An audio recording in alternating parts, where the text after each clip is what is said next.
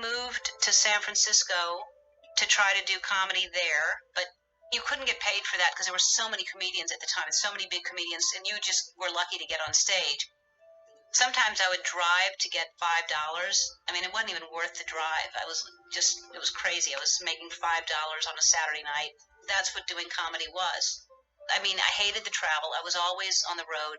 I was on the road and on a plane all the time by myself. I'd get picked up by some guy who works at the club, and they put you in either a horrible motel or a condo, and you're sharing it with these other, usually men, because there weren't usually two women on the bill. And I wasn't open. I was closeted, so I didn't try to act any other way, but I certainly didn't talk about it. And it would be hard to get on stage, especially in, if I'm in Oklahoma or someplace, in a strip mall, and I'm following two guys that are just like doing, homo jokes or whatever, and screaming into the mic and cursing, and I wasn't any of that. I was very quiet. I was more like Bob Newhart at the time. I was very dry and very quiet, and it was just really tough to follow two really loud people, usually, because that's what comedy was. Then I'm going home. It's like midnight or 1 a.m, and I'm by myself. I have to get on a plane the next day and go someplace else, and so it was tough. But even when it was good, it was very lonely. But to walk on stage and create an energy when your words say something and then their laughter comes back and your words say something, it's an amazing feeling. So that was very addictive. And the bad nights, and there were many bad nights in the beginning, I'd just go home and cry. And I'd think, I'm never going to do this again. This is horrible. And the good nights were just like, this is the greatest thing in the world.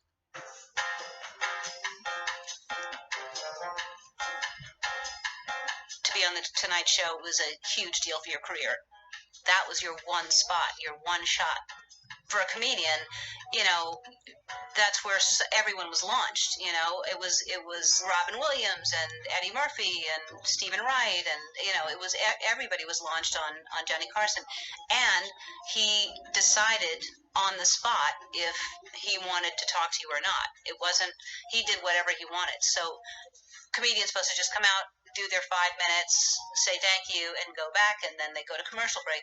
But if Johnny decided, he would call you over and you'd sit down. It was a big thing. But when you'd see that, it was so rare, it was just like a big deal, and it was a big, anointment to your career. And he had never done that with any woman that had been on the show. And I remember first time I was booked, and they bumped me because Robert Goulet was on, and he was singing the song Memories, and he kept forgetting the words. You're welcome, Robert Goulet.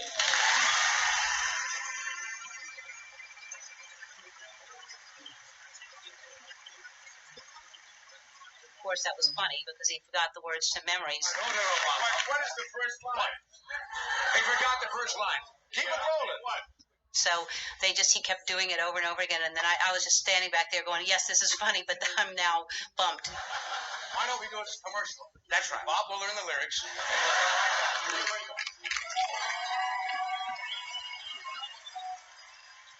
I think it pushed me to work harder, and it also made me cry, both.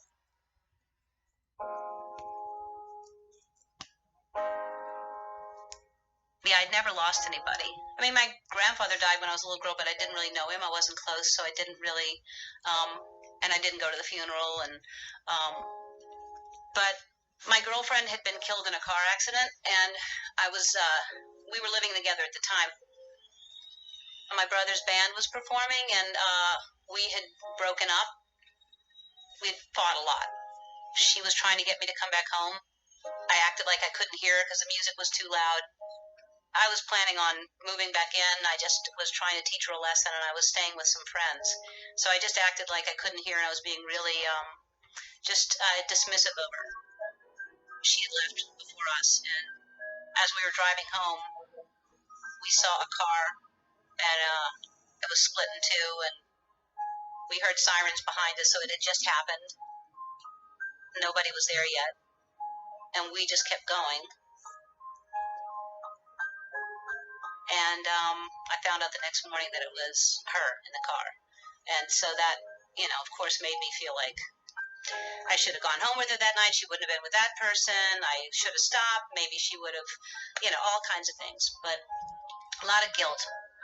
I think it made me realize how fragile and how easily you can lose somebody. I mean, just literally in an instant, she just was gone. And that was it was really hard, but it really did. It shifted my entire focus and my life.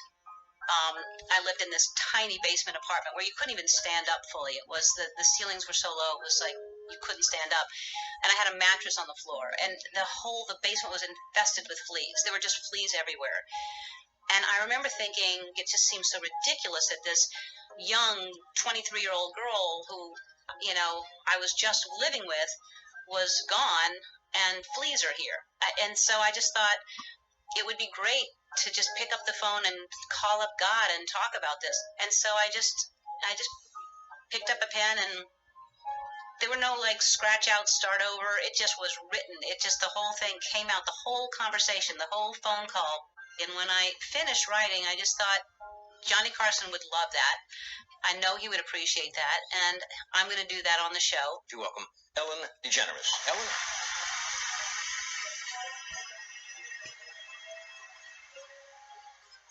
I thought that as soon as I'd start to talk, I'd be put on hold because, there's other things going on. Listen, if you weren't too bit, Cheryl, hold on. Somebody's at the gate. I thought that I'd listen to Onward Christian Soldiers because that's the whole music. Onward Christian Soldiers. Yeah, just sing along to your tape.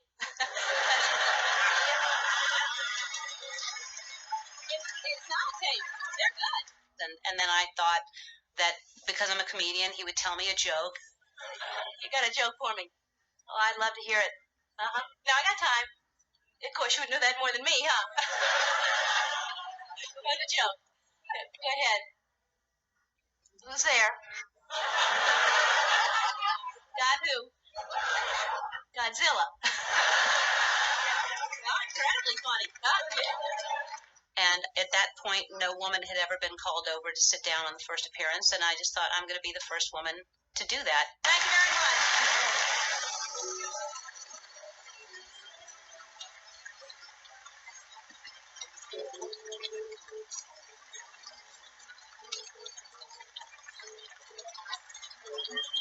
And there I was.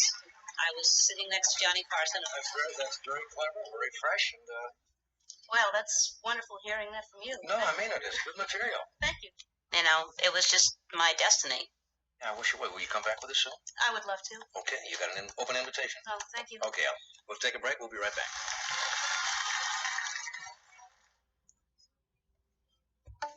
You can frame bridge just about it.